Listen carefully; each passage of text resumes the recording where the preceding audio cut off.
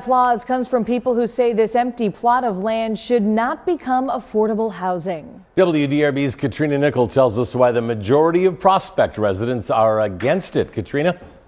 Well, residents said at tonight's public hearing it's because of the size of the development, but the Louisville Metro Planning Commission said it meets required criteria and recommended the project for the Metro Council's approval.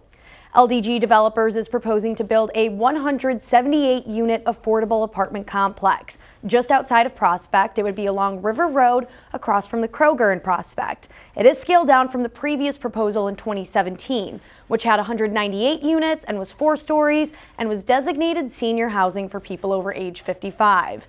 Developers argue a development like this is necessary to diversify housing near Prospect, where more than 91% of residents in the zip code own their home.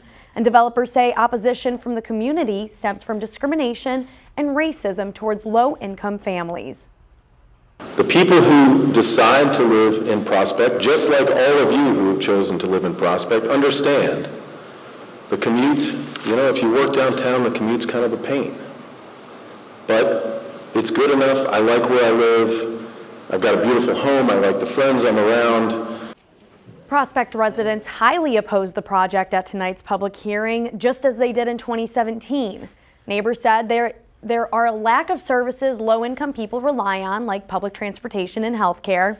And the fact it is across from a gas station where an environmental toxicologist spoke about the dangers of living so close to one.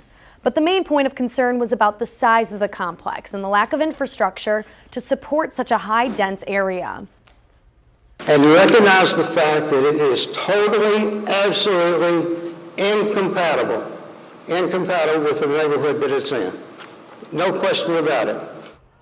It is now up to Metro Council to give the final approval. In 2017, Council overturned the Planning Commission's recommendation.